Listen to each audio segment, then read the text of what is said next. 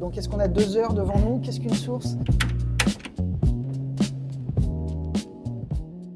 Bonjour, je m'appelle Nicolas Vigneron, je suis Wikimédien, bénévole depuis 2004, presque 22 ans, et aussi à titre professionnel, je suis formateur au numérique en général et au projet Wikimédia en particulier. Wikipédia fête ses 25 ans, ça a été créé en 2001. La réponse courte, c'est contribuer à Wikimédia. Par exemple, le plus connu, c'est l'encyclopédie Wikipédia. Mais il y a tout un univers, toute une philosophie. Ça va avec les communs du numérique, les logiciels libres, tout ce numérique vivant, participatif. Certains contribuent vraiment, écrivent des articles sur Wikipédia. D'autres font de la formation autour, d'autres prennent des photos. Il y a tout un tas de façons différentes de participer au projet Wikimédia.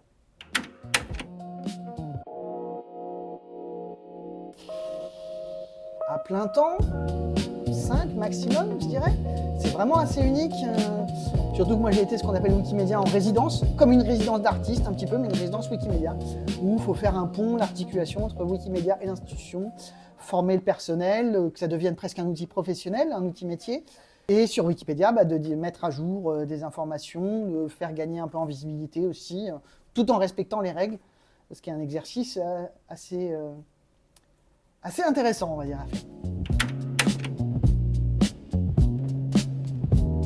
En 2004 à peu près, c'était il y a 22 ans, j'ai plus tous les souvenirs, mais c'était au tout début de Wikipédia, c'était encore une page vierge où on pouvait faire plein de trucs, on pouvait tester, c'était assez marrant.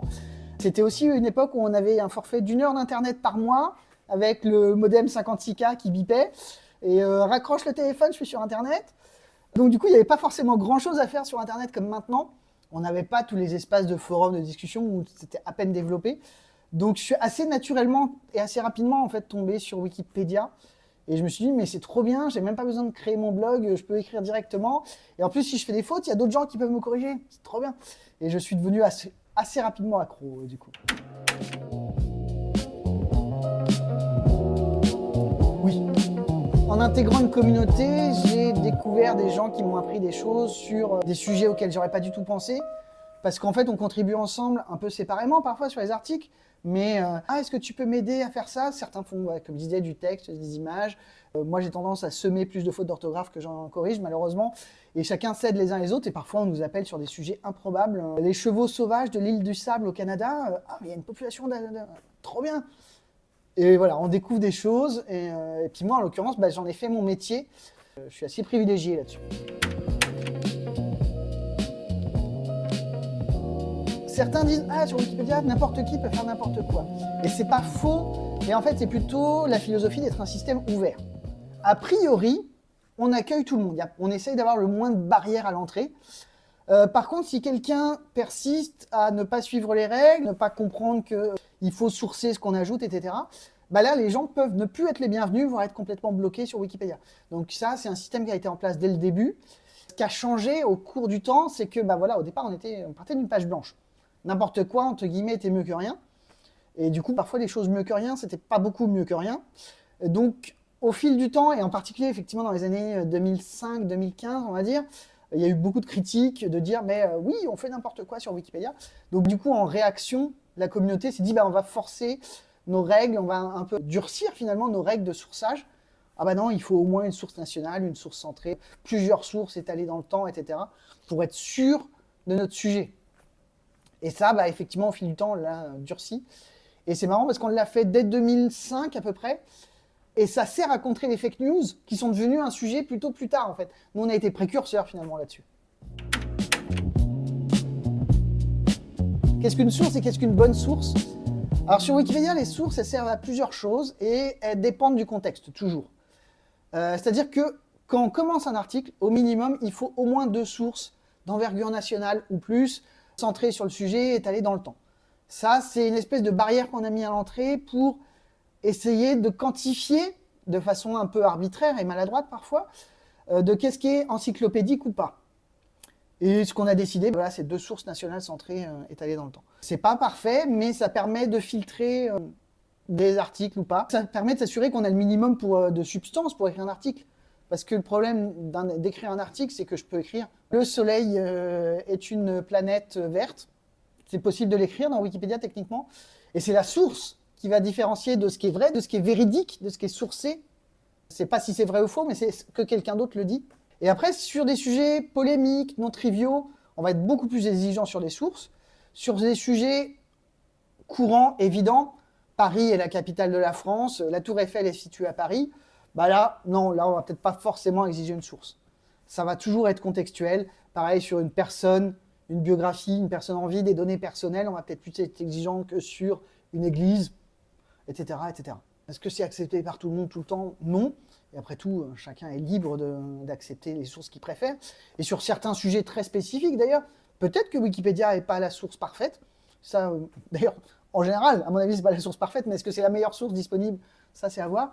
Par contre, c'est devenu quotidien pour la majorité des gens de le consulter sur des détails. On entend parler de quelqu'un à la radio et on se dit « Ah oui, tiens, c'est qui cette actrice? Dans quel film elle a tourné ?» C'est un réflexe de regarder Wikipédia de plus en plus. Et donc, c'est un enjeu pour des gens qui veulent un peu de la visibilité de s'assurer que Wikipédia au moins est à jour, de comprendre comment ça fonctionne. Tout le monde peut, et même tout le monde est invité, parce que le système ne fonctionne que s'il y a du monde, et que plus il y a de monde, mieux on s'en sortira. En français, il y a 2 700 000 articles. Pour les surveiller un peu tous, c'est bien d'avoir suffisamment de personnes pour les surveiller. Et que, en fait, on vise la neutralité, mais on obtient la neutralité collectivement en additionnant un petit peu les biais, en compensant même plutôt les biais de chacun. Donc on a toujours besoin de plus de monde. Il manque encore beaucoup de choses sur la Wikipédia. La Wikipédia en français, un peu moins de 3 millions d'articles. La Wikipédia en anglais, 6 millions, 7 millions bientôt. On se dit qu'on a potentiellement 4 millions d'articles qu'on devrait écrire. Et en particulier sur certains sujets, on sait qu'il y a des manques. Que ce soit des sujets scientifiques qui manquent de vulgarisation. L'article existe, mais honnêtement, dès la deuxième phrase, il n'est plus très compréhensible. Je pense aux mathématiques un peu avancées, par exemple. Sur des sujets de société, notamment des femmes, par exemple, qu'on fait beaucoup de choses, mais où les sources sont un peu cachées, moins facilement accessibles. Si vous avez accès à des sources qui ne sont pas publiques, par exemple, bah vous pouvez essayer de les utiliser et mettre en avant, tout en respectant les règles, plutôt que de râler, finalement, dire « Oh, il manque ça dans Wikipédia », essayez de voir si vous pouvez le faire. Ou même, d'ailleurs, c'est que si vous n'avez pas le temps, les moyens, les connaissances, les ressources, peu importe, de contribuer vous-même, il y a toujours moyen de signaler aux Wikipédiens « S'il vous plaît, essayez de regarder ».